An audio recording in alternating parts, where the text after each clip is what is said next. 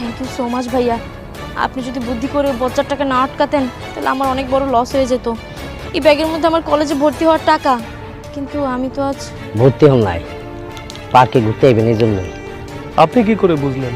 আফা, তখন যে আপনার দিকে তাকায়া ওই যে ফোন করতেছিলাম না, কারে ফোন দিতেছিলাম, কি কারণে ফোন দিতেছিলেন, কিন্তু আপনার কিছুই ফোন নাই।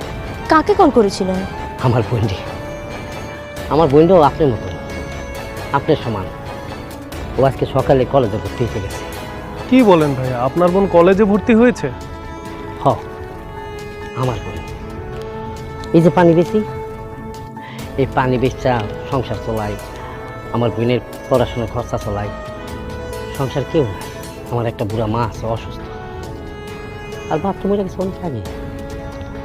আমার বোনের ব্রেনটা অনেক ভালো পড়াশোনায়, জানেন। এই যে পানি বেশি দিনের বেলায়, আর সন্ধ্যায় এই রিক্সা লয়ে বাইরে এই 2টা 2.5টা 3টা 4টা পর্যন্ত যতক্ষণ পারি শৈলে যতক্ষণ কুলায় আমি রিক্সা চালাই। জানেন, আমার ছোট বোনের যে ব্রেন না, এই ব্রেনে মনে হয় যে ওর উপরে ছাতা নাই, বাপ নাই তো, তাই বাপের দায়িত্বটা নিজে পালন করি। ওর অনেক বড় স্বপ্ন যে বড় হয়ে হয় ওই মানুষের মতো মানুষ হোক, আর ওর মাথার ব্রেনটা যতটা ভালো, ও যাতে একটা জাতে দাঁড়াতে পারে। ভাই, আপনাকে তখন আমরা অন্য কিছু বুঝে মারধর করেছিলাম, আর এটা ছিল একটা ভুল বোঝাবুঝি।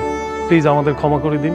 জানেন ভাইজান, আমার বোনটা না 5 ওয়াক্ত নামাজ পড়ে। ও সারাদিন ঘরে কাজ করে, আমার মার দেখভাল করে, রান্না বান্না সব কিছু করে। ও সবসময় না, মার একটা সিরা বোরখা আসলো আগের, ওইটা পরে স্কুলে যাইতো। তাই আবার জামার দিকে তাকিয়েছিলাম, আমার জামার অনেক সুন্দর, তাই বোনটার একটু ফোন করে জিজ্ঞেসছিলাম, ও বোন, আচ্ছা তুই কি করে গেছ?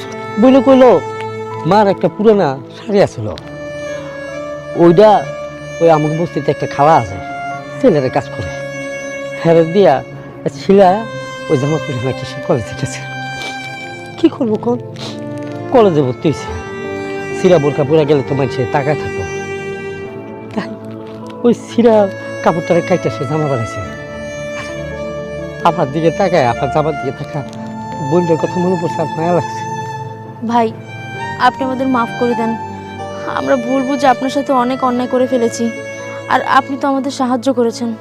হ্যাঁ ভাই, আমি লজ্জিত আপনার গায়ে হাত তোলার জন্য, আর আপনার মতো পরিশ্রমী মানুষকে পারলে সম্মান করব, আর যদি